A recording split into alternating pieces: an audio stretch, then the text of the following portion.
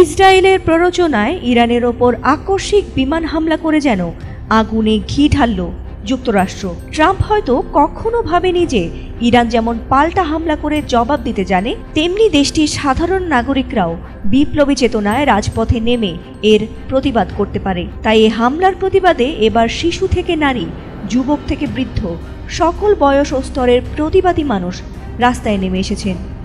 এমনকি বাদ যাননি দেশটির প্রেসিডেন্টও।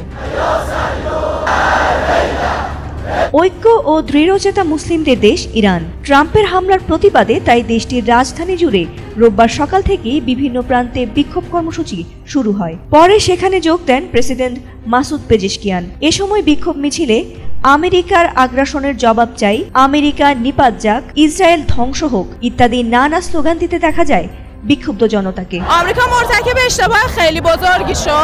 প্রতিবাদকারীদের হাতে ছিল ইরানি পতাকা, নিহতদের ছবি এবং ট্রাম্প ও ইসরায়েলি নেতাদের কুশপুত্তলিকা। অনেকে হাতে ধরে রেখেছিলেন ব্যানার, যাতে লেখা ছিল, আমরা প্রতিরোধ করব, আত্মসমর্পণ নয়। হামলা হলে জবাব আসবেই, পারমাণবিক বিজ্ঞানীদের রক্ত বৃথা যাবে না। বিক্ষোভে অংশ নেওয়া জনতারা এ সময় বলেন, এই হামলা কেবল ইরানের ওপরই নয়, বরং সমস্ত মুসলিম বিশ্বের ওপর আঘাত। আমেরিকা জানে না যে ইরান কখনো মাথা নত করে না।